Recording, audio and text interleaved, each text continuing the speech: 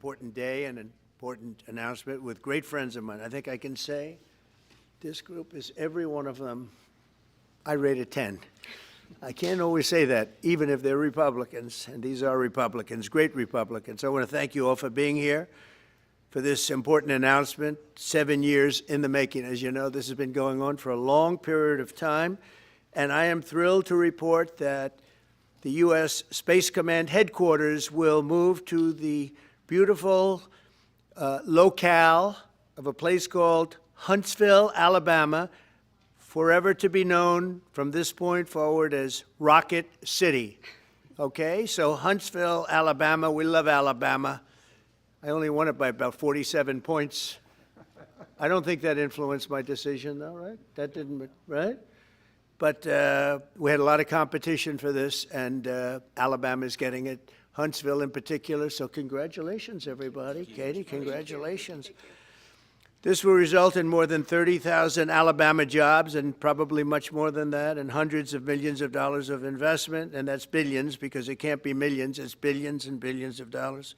Most importantly, this decision will help America defend and dominate the high frontier, as they call it. I want to thank Secretary Pete Hegseth. He's doing a fantastic job. And Secretary of the Air Force Troy Mink. Troy, thank you very much. Great job you're doing, Troy. This is such a big deal. This is one that everybody wanted to know. What are you doing? I also want to thank Senators Katie Britt, and I want to give my condolences. Your grandmother, her grandmother just passed away. She was 100, right? 100, and she loves you, Mr. President. Well, and she was very proud of you. Thank you very much. Very, very proud of you. So thank you, Katie. Wonderful woman. She must have been. To produce you indirectly, I can tell you she had to be. Tommy Tuberville, who's a great coach. And I won't say anything about what happened with Alabama football this weekend. Let's leave that out. But you're not used to that, right? You're not used to that. But Tommy, Auburn won, that's right. They did. So you're happy. Tommy's been a great senator, as you know, and a fantastic guy all around. He was also a tremendous coach. House Armed Services Committee Chair Mike Rogers. Thank you, Mike. Where's Mike? Mike, thank you very much. Doing great, Mike. Representatives Barry Moore, all great friends, Robert Adderholt, Gary Palmer, and Dale Strong. Thank you all very much, fellas. Appreciate it. In my first term, I created a thing called Space Force, so important. You know, we were losing the race in space very badly to China and to Russia, and now we're far and away #1 in space, and reestablished Space Com with a mission to protect American space assets and detect any threat to our homeland. We initially selected Huntsville for the SpaceCom headquarters, yet those plans were wrongfully obstructed by the Biden administration. And as you know, they moved them to a different locale.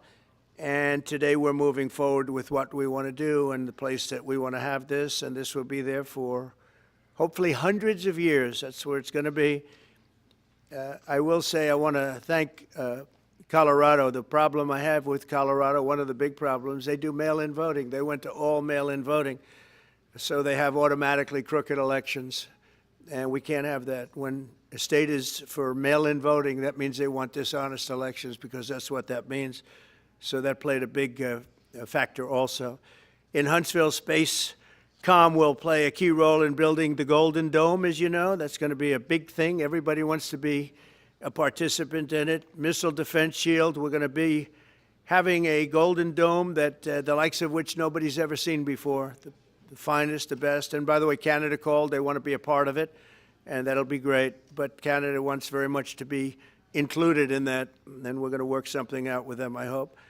It will also ensure that our technological capabilities, of which we're way ahead of anybody else, there's nobody close, remain unmatched long into the future. So I'd like to ask Secretary Hegseth to say a few words. He was very much a part of it. And really, everybody behind me was. Every one of these people would call me and lobby me. I said, Katie, I don't want to talk to you anymore. I know what you want. She said, that's right, sir. That's what I want. And they got their way. So I just want to congratulate. These are really special people. They're politicians in many ways, but they're great patriots, I think even more so than politicians. So they fought very hard to get it, and it's an honor to give it to Huntsville. Pete, say a few words, please. Thank you, Mr. President. As usual, right place, right time, for the right reason. In your first administration, you established the Space Force at a time when we knew we had to be looking to that domain of space. You also reestablished SpaceCom to ensure that priority was put in place, and you, through the Air Force, independently identified that Huntsville, Alabama was the right place to put it. For other reasons, in the next administration under Biden, they decided to move it somewhere else. Well, during that time, the DoD Inspector General, the Government Affairs Office, they did their own assessments, and where did they say SpaceCom should go? Huntsville, Alabama.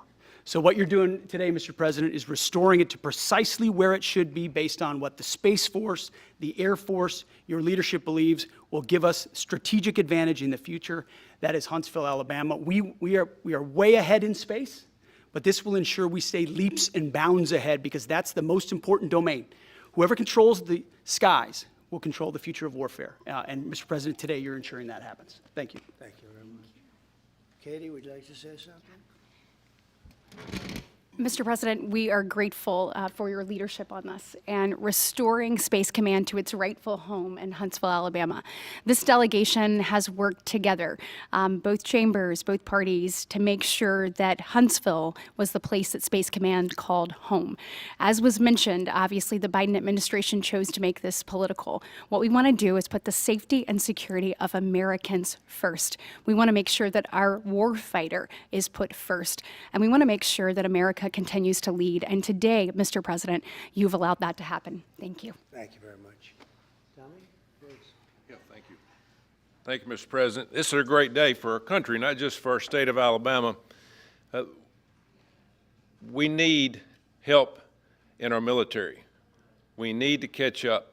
And as Secretary has said, we're not behind in space, but we know where we're at, and we need to expound on that. Now, this move will save the taxpayers $480 million.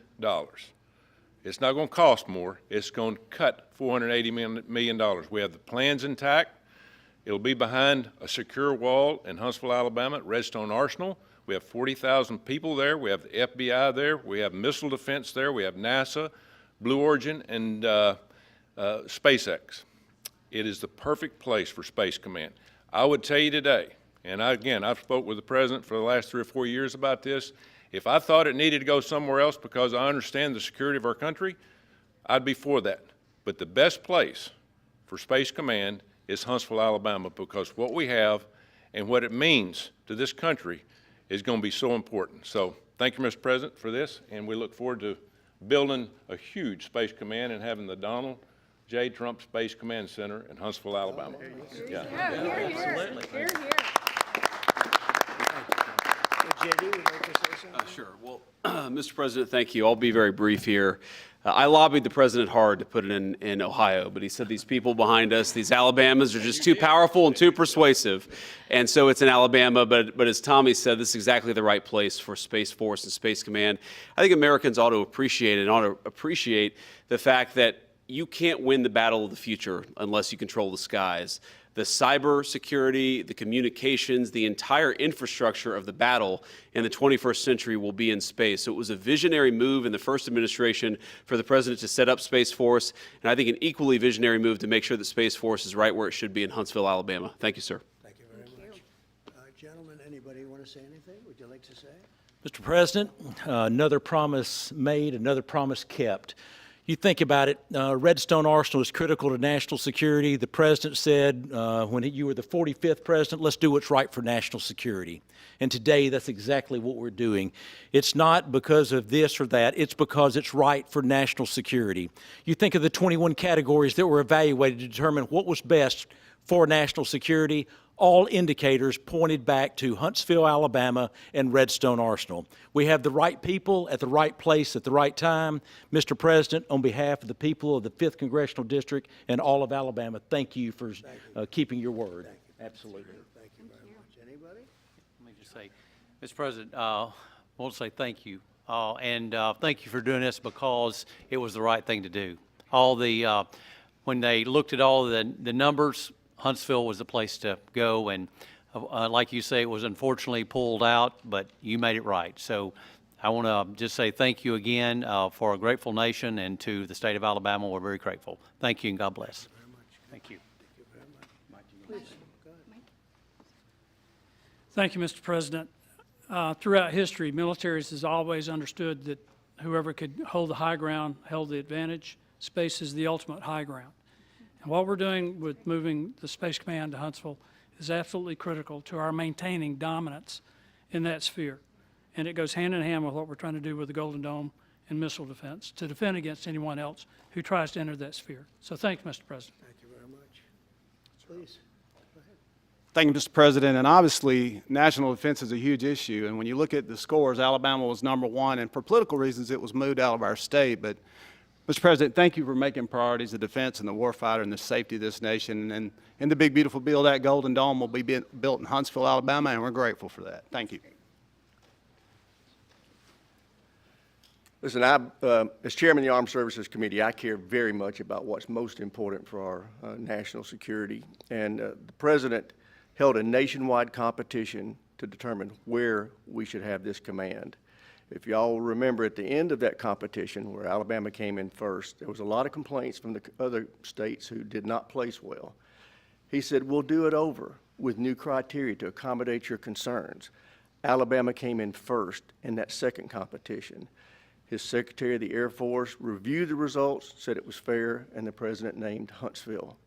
It was the Biden administration that decided to make it political, even though his own Secretary of the Air Force said it was a fair competition and it should be in Huntsville.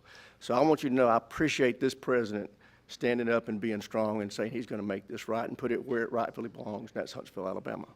Thank you very much. Good job. So thank you all very much. You are going to leave me alone now? You're not going to call me anymore and talk about this subject, right? You promise? They'll start something else. But I just want to congratulate you. It's a very big deal. When you come out and when you leave the room, you'll see that we just, over the last few minutes, literally shot out a boat, a drug-carrying boat, a lot of drugs in that boat. And you'll be seeing that and you'll be reading about that. It just happened moments ago, and our great general, head of the Joint Chiefs of Staff, who's been so incredible, including what took place in Iran, knocking out potential nuclear power for a long time to come. I think within a month they would have had it if we didn't do what we did. But he gave us a little bit of a briefing, and you'll see. And there's more where that came from. We have a lot of drugs pouring into our country, coming in for a long time. And we just, these came out of Venezuela and coming out very heavily from Venezuela. A lot of things are coming out of Venezuela. So we took it out, and you'll get to see that after this meeting is over. Do you have any questions, please? Yeah, please. Thank you, Mr. President. Senator Cumberville talked about the cost savings Yeah. associated with this announcement. Can you talk about the strategic benefits by having Space Force Command headquartered in Huntsville? Well, it just works because we have so much else there. And having a central, you could call it a central command, but it really is a command station. Also, even locationally, where it is, and when you think about flying distances, if you can save a half an hour as fast as some of these planes go and things go, and even the rockets go, if you can save by having the best location. So we went out, as you know, to experts, and we had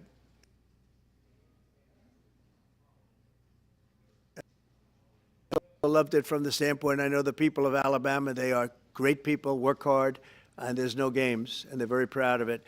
And I would say they fought harder for it than anybody else also. A lot of states, 5 states really wanted it, but they wanted it more. And I kid you not when I say that these people, they spoke to me a lot. That's all they wanted to talk about. They didn't want to talk about the weather. They only wanted to talk about moving to this location, moving to Alabama, Huntsville in particular. So we're honored to do it. They really wanted it badly, and they got it. Peter? President Trump, something completely different, but about a big viral social media trend over the weekend. How did you find out over the weekend that you were dead? You see that? No. People didn't see you for a couple days. 1.3 million user engagements as of Saturday morning about your demise. Really? I You didn't see that. I have heard, it's sort of crazy, but last week I did numerous news conferences, all successful. They went very well, like this is going very well. And then I didn't do any for 2 days, and they said, there must be something wrong with him. Biden wouldn't do them for months. You wouldn't see him. And nobody ever said there was ever anything wrong with him, and we know he wasn't in the greatest of shape. No, I heard that. I get reports. Now, you knew I did an interview that lasted for about an hour and a half with somebody, and everybody saw that was on one of your competitors. I did numerous shows and also did a number of truths, long truths, and I think pretty poignant truths. No, I was very active over the weekend. They also knew I went out to visit some people at the club that I own, pretty nearby on the Potomac River. And no, I've been very active actually over the weekend. I didn't hear that one. That's pretty serious stuff. Well, it's fake news. It's just it's so fake. That's why the media has so little credibility. I knew they were saying, like, is he okay? How's he feeling? What's wrong? I said, I just left. And it's also sort of a longer weekend, it's Labor Day weekend. So I would say a lot of people know. I was very active this Labor Day. I had heard that, but I didn't hear it to that extent. Go ahead, Peter. We know that this country has a huge problem with school shootings. You've said that you're open to sending the National Guard pretty much anywhere. Would you ever consider sending an armed National Guardsman to every school? Well, we have a big problem with school shooting, but we also have thousands and thousands of schools that run perfectly. They talk about you can do things construction-wise, and that's really, I think nobody knows more about construction than me. You can build the construction doors. You can build what they call safety doors, where they lock on the outside, the inside, and every place else. Well, but if one of these lunatics happens to get through, then the police can't get in. Then they're looking for keys all over the place, and it takes a lot of disadvantages to doing, spending billions and billions of dollars and actually making it safer in some way for some of these lunatics that we're dealing with. But I don't think so. I've thrown out the concept. We have great teachers that love our children. The parents love the children. Teachers love the children too. And if you took a small percentage of those teachers that were in the military, that were distinguished in the military, that were in the National Guard, et cetera, and you let them carry, that's something that a lot of people like. I sort of liked it. It'd have to be studied, but they're trained. They know about weapons. You can't do it with every teacher because most teachers don't know, and but I always thought that would be an alternative. But it just we've had a lot of instances. Other countries have also. They have different kinds of problems than we have, but we do have. There's something going on. And it's a bad thing. Yes, please. Have you spoken with President Putin in the past week? Have you spoken with President Putin in the past week? Yeah, I don't want to. I have learned things that will be very interesting. I think in the next few days you'll find out. Consequences if there isn't some type of announcement of a meeting with President Putin and President Yeah. Zelensky? Yeah, there will and what be. could those consequences We're going to be? see what happens. We're going to see what they do and what happens. I'm watching it very closely. Last week they lost 7,000, between the two countries, 7,313 soldiers, to be somewhat exact, for no reason whatsoever. And they're Russian and they're Ukrainian, but, they're soldiers. I want to see it end. Yeah. Have you decided you're definitely going to send National Guard troops to Chicago? I didn't say when, but the answer is, look, Chicago's very interesting because I watched Pritzker get up and say we don't need help, we're safe. But 2 weeks ago, they had 6 people murdered, and they had 24 people hit by bullets. Last week, as you know, it was 7 people, 24 people hit, and 7 people died. And then over the last 2 days, that was the crown jewel. They had, I guess, 9 or 10 killed, and 50 hit with bullets. And you have this governor get up, who's a terrible governor. Probably he and Gavin Newsom would be probably the 2 worst and most naive They're naive. Either they're naive or they're very untruthful. And he'll say, we don't want any protection. We don't need. So in the last 3 weeks, he's lost almost 20 people killed. There's no place in the world, including you can go to Afghanistan, you can go to places that you would think of. They don't even come close to this. Chicago is a hellhole right now. Baltimore is a hellhole right now. Parts of Los Angeles are terrible. If we didn't put out the fires, and I mean the other fires, the bullet fires, they didn't do a good job with, they should have had the water coming down, like I said. You know, we had to release the water. We had to go in and release the water to LA. It's so badly run. But if I didn't send the National Guard into Los Angeles, I would be making an announcement today. I'd be talking about Huntsville, and I'd simultaneously be saying, by the way, the Olympics is not coming to Los Angeles. If we didn't do that, and even the sheriff, the top law enforcement person in Los Angeles said, we could not have handled it without them. So that's what he said. Make your mind up on Chicago, though? Well, we're going in. I didn't say when. We're going in. When you lose, look, I have an obligation. This isn't a political thing. I have an obligation. When we lose, when 20 people are killed over the last 2.5 weeks, and 75 are shot with bullets. So let me tell you a little story about a place called D.C., District of Columbia, right here where we are. It's now a safe zone. We have no crime. It's in such great shape. You can go and actually walk with your children, your wife, your husband. You can walk right down the middle of the street. You're not going to be shot, Peter. You're safe. Everyone likes you anyway. They probably wouldn't do it. But it's so dangerous. And there are people in this audience that you've suffered greatly. There are people in this audience that have been mugged and hurt badly, and they don't want to talk about it. Maybe you were very brave in talking about it. You made quite an impression on a lot of people. I appreciate it. But there were other people in this room that have been hurt very badly just walking down the street in D.C. Washington, D.C. is a safe zone right now. It's a safe city. The restaurants are open. They're booming. You can't get a restaurant. New restaurants are announcing that they're going to be open. This took place in 12 days. Now it's 15 days, but 3 days ago it became what's known as a safe zone. It's a safe city. And this city was really bad, really, really bad. We took 1,600 people out, hardcore criminals that will not be coming back anytime soon. And we're very proud of it.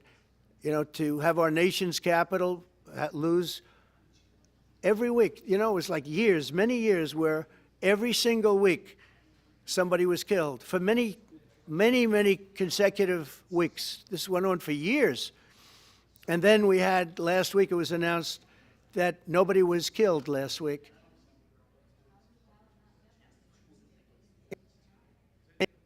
Proudly, ladies and gentlemen, nobody was killed in Washington, D.C. this week. He looked at me like, what's that all about? I say, yeah, we have a little bit of a crime problem. And we don't have a crime problem in Washington anymore. And the mayor has been very helpful, and the police commissioner has been very helpful, and it's been a great team. And I would love to have Governor Pritzker call me. I'd gain respect for him and say, we do have a problem, and we'd love you to send in the troops, because you know what? The people, they have to be protected. I saw today on one of your networks, not a friendly network, really the opposite, I would say, very unfriendly network. And they interviewed about 12 people on this morning. Most of them were African American, they were black. And they were saying, please, please, please let the president send in. These were people from Chicago. Please, we need help. We need help. We can't walk outside. We're petrified. If the governor of Illinois would call me up, I would love to do it. Now, we're going to do it anyway. We have the right to do it because I have an obligation to protect this country. And that includes Baltimore. I saw where Governor Moore was asking me to take a walk down the street of Baltimore. Well, Baltimore is a very unsafe place. It's rated number 4 in the city, one of the most unsafe places anywhere in the world. But, you know, we took care. This was a beautiful thing that happened in Washington because we showed that it could be done. And this wasn't just sending big, strong guys, and they are big and they are strong. You know, we had a great decision from the Supreme Court that had to do with sort of talent. It had to do with you are put down based on merit. You can hire based on merit. So merit for a soldier or for a policeman is strong, physically fit, something, you know, having a certain ability, not a person that is woke and got the job through woke, but wasn't strong enough to lift a gun out of the holster, et cetera, et cetera. No, I looked at the police. As you know, last week I went over, we had a meeting with, there had to be 300 people, and they were all very impressive looking. And when the bad guys see them, they're not going to do a thing. And so I'm very proud of Washington. It serves as a template, and we're going to do it elsewhere. But Chicago is certainly going to be high. I would love to have him call. I would love the governor of Illinois. I'd be honored to take his call. All he has to do is say, sir, we need help. It's out of control. And everyone knows it is. He's not kidding anyone.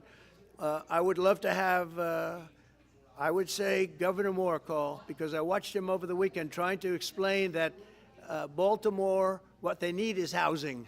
No, they don't need housing. They need to get rid of the criminals. These are hardcore criminals. You know, we took many people off the streets of Washington, D.C. They're hardcore. They're not going to be good. In 10 years, in 20 years, in 2 years, they're going to be criminals. They were born to be criminals, frankly. They were born to be criminals, and they're tough and mean, and they'll cut your throat, and they won't even think about it the next day. They won't even remember that they did it. And we're not going to have those people. Washington, D.C. is now a safe zone. It's a safe place. And you can walk, Katie, you can walk right down the street with, by the way, one of the biggest human beings I've ever seen, which is her husband. He was a football player for like 11 years in the NFL. He's a big person. But big doesn't mean anything when they have guns and when they have knives and everything else that they have, right? But you can walk right down the street, even by yourself, and you're totally safe. Washington, D.C. is a great thing. Yes, ma'am, please. Calling on Democratic leaders across the country to work with you on crime. Do you see your efforts here in D.C., including, for example, working with Mayor Bowser here as a model for bringing more bipartisanship in matters not only with crime, but also issues that matter to everyday American people's lives? So Mayor Bowser's been great. She could have taken the thing, oh, well, and then after I clean it up, they'll take credit for it. You know what they do is they take credit. Like, we cleaned up Los Angeles. We did a great job there. And it was overwhelming what was going on. And again, the police chief made a statement that we could not have done, there's no way they could handle it. You saw what was happening out there. It was going to be a disaster. We stopped it cold. If we didn't do that, it would have been a very sad day. And you know, remember, we have the Olympics, we have the World Cup, we have all these things coming, and we have 250, all of these things coming. But I watched Newsom get up and say he's doing a great, he's not, we're the ones that did it, and that's okay, whatever it takes, but the main thing is but he got up and said, we did it. Well, he didn't want us there, and he's going to need us again because it's starting to form again. I see it. It's starting to form again. You know, we have to maintain. It's like maintenance on an airplane. You can buy it, but you have to maintain it. And if you don't maintain it, a good plane becomes very unsafe very quickly. So it's an honor to do it. It's a lot of presidents wouldn't do what I'm doing. I don't need this heat, but when I watched television last night and I'm watching the news and I see that 9 people were killed in Chicago and 54 were badly wounded with bullets, I say, that's not this country. We have to do something. And I do say this, I say this very much. I'm not speaking to anybody but them right now. I would love to receive calls from governors and mayors saying they need help. We'll help them. We have a lot of people. We have a great force. We have a great military force. You know, Pete will tell you that when I was running for office, and this was a big headline, I think, you know, probably got me a couple of votes, but you couldn't sign people in the military. Nobody wanted to join the military, the Army, Air Force, the Navy, Marines, Space Force, Coast Guard. We never forget Coast Guard because they've done such a great job. Never. But nobody wanted to join any of them. We were way below what we wanted. Every single one. The closest was the Marines, whatever that is. You'll explain that to me. But the closest was the Marines. But every service was way down, way down. And then I got elected, and our country's the hottest country anywhere in the world right now. Everybody's talking about the USA. They're talking about the job that we're doing. Everybody. We have the best economy. We have a very, very important decision being made by the Supreme Court because our country is the richest, the strongest, the most powerful. But if for some reason some liberal court, I'm talking about the court that just ruled, where even an Obama judge voted in favor of us, which I gave him a compliment yesterday, as you know. I said that took great courage. But it's a liberal court, and it's going up to the Supreme Court, who I think have been incredible people. I think they've made very wise decisions. But the tariff question, because without the tariffs, this country is in serious, serious trouble. We've taken in almost $17 trillion of investment is coming in. Most of it is coming because of tariffs. And if for some reason somebody wanted to be politically correct, I actually think it's unpolitically correct. I think politically correct is to approve it because there's nothing so popular as what's happened to our country. Our country is doing so well. But we had a liberal court gave us a very shocking ruling, and that ruling is basically saying that the trillions of dollars that are pouring into our country, putting us in a position like no country is anywhere in the world, that they'd like to see us that taken away. By the way, a lot of the people behind that lawsuit, that particular, are from foreign countries. I might add. There's a video that is circulating online now of the White House where a window is open to the residents upstairs and somebody is throwing a big bag out the window. Have you seen this? No, that's probably AI generated. So Actually, you can't open the windows. You know why? They're all heavily armored and bulletproof. So that's a fake video? Well, it's got to be because I know every window up there. The last place I'd be doing it is that because there's cameras all over the place, right, including yours. No, but every window, I've never seen a window that's, in fact, my wife was complaining about it the other day. She said, love to have a little fresh air come in, but you can't. They're bulletproof. And number one, they're sealed, and number two, each window weighs about 600 pounds. You have to be pretty strong to open them up. No, that has to be, where was the window? Let me see.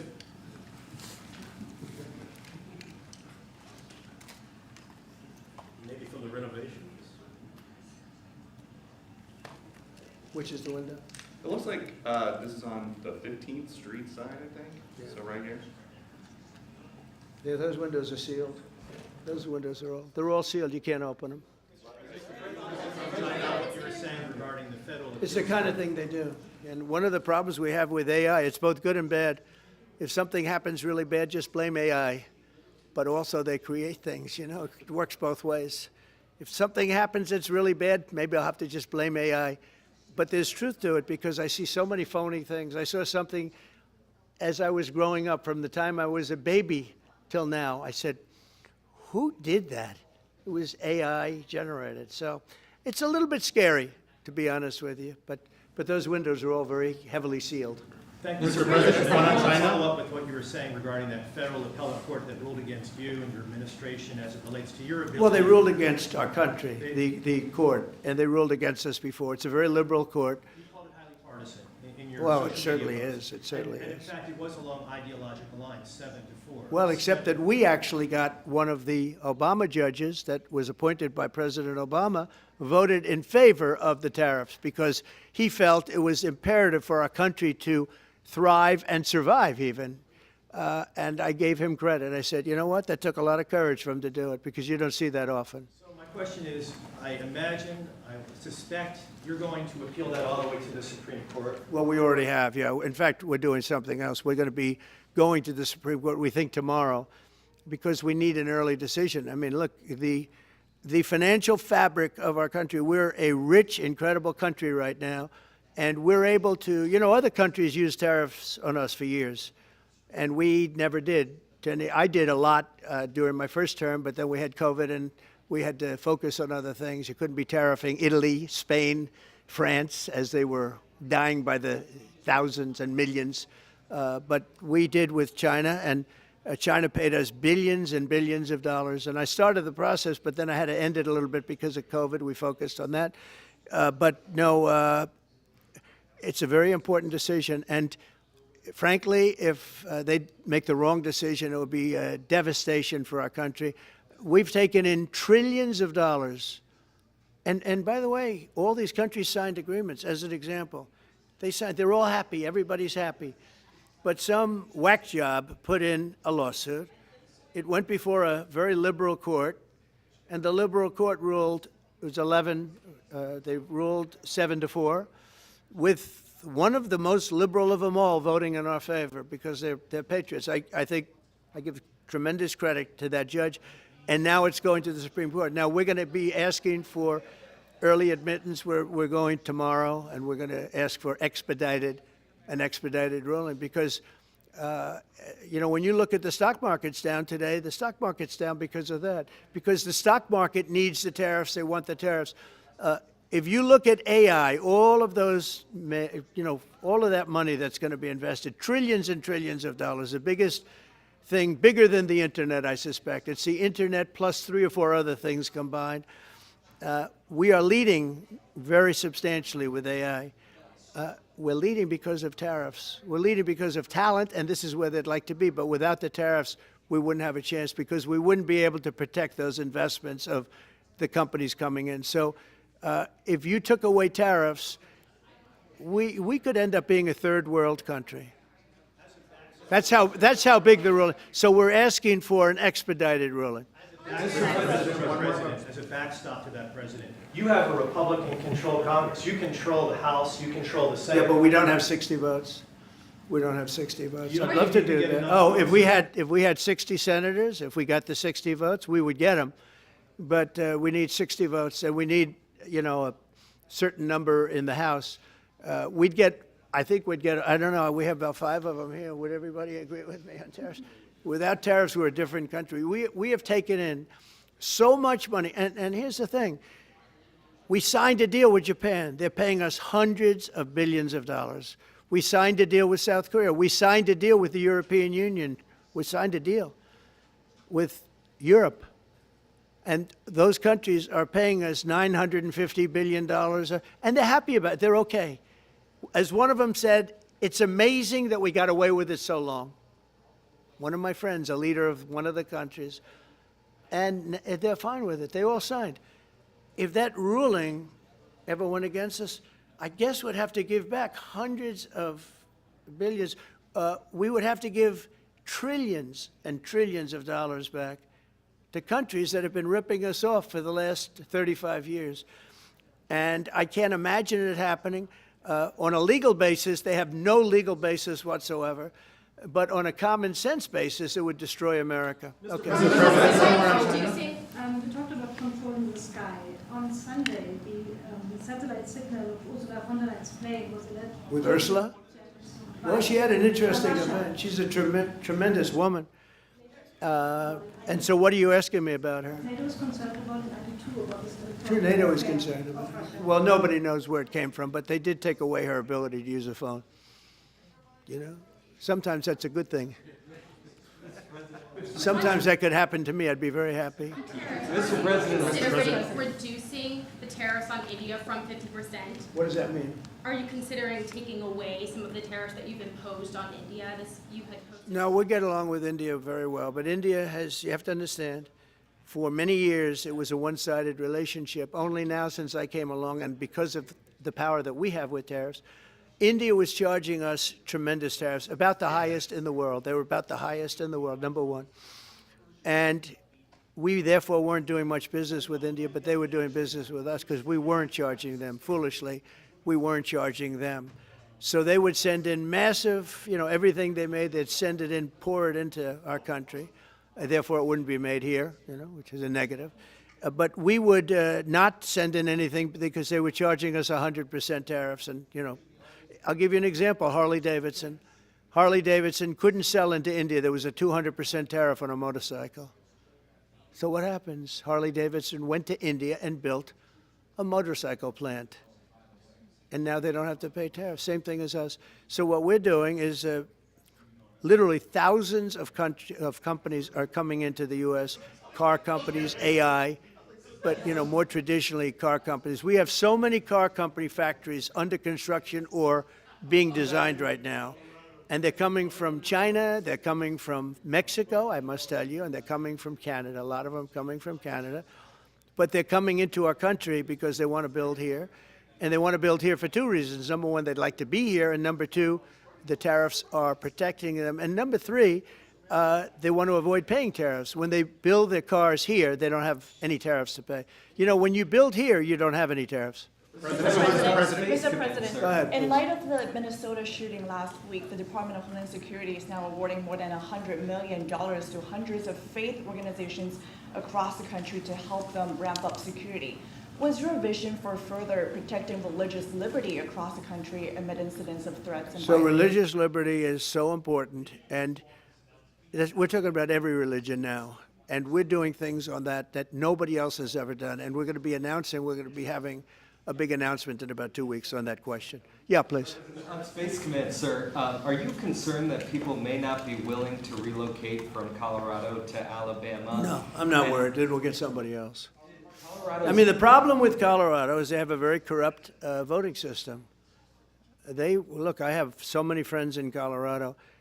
Anytime you have mail-in voting, you have corrupt elections. Very simple. It's very simple. Even Jimmy Carter said it with his commission. They set up a commission with him and Scoop Jackson and some people, highly regarded people. And they said the finding was, if you have mail-in voting, you will have corrupt elections. Well, your radical left governor decided that he was going to have all mail-in voting in Colorado. Once you have all mail-in voting, and for whatever reason, the Democrats cheat. And they cheat like, they're not stupid. That's the only thing. They're no good on policy. They're no good on management. They're no good at government.